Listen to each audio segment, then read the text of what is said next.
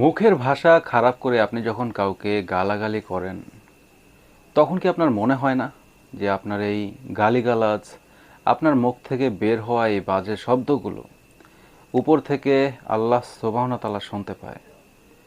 আবার আপনি যখন কাউকে গালিগালাজ করছেন, তখন ওই পাশ থেকে কোনো একজন এসে বলছে, ভাই এইভাবে মুখের ভাষা খারাপ করবেন না, এতে আপনার গুনাহ হয়, আল্লাহ সুবহানাহু ওয়া তাআলা আপনার উপর নারাজ হয়। এই কথা শোনার পরেও আপনি পুনরায় আবারও কাউকে গালিগালাজ করছেন। এবার আপনি নিজের বিবেককে একটু প্রশ্ন করে দেখেন তো, আপনি কি নিজেকে ঈমানদার দাবি করতে পারেন যে ঈমানের কথা রসূল সাল্লাল্লাহু আলাইহি ওয়াসাল্লাম বলে গেছে?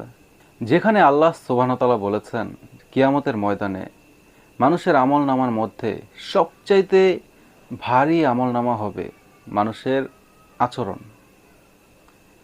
আর সেই জায়গায় আপনার এই মুখের ভাষা খারাপ করে আপনি যে গালিগালাজ করছেন, এ বিষয়ে যদি আপনাকে আল্লাহ সুবহানাহু ওয়া তাআলা জিজ্ঞেস করে, আপনি কি জান্নাতে যেতে পারবেন? মনে হয় আপনার? যে মানুষটা কথায় কথায় মুখের ভাষা খারাপ করে, সে মানুষটা একটা ছোট লোক। তার কোনো তার ভেতরে কোনো ভালো মানুষের চরিত্র নেই, তার ভেতরে কোনো ভালো মানুষের ব্যক্তিত্ব নেই। তাই নিজেকে পরিবর্তন করেন, নিজেকে ভালো মানুষ হিসেবে উপস্থাপন করার চেষ্টা করেন।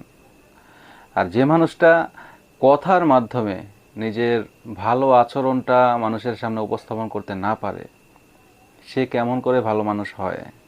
সম্ভব না এটা।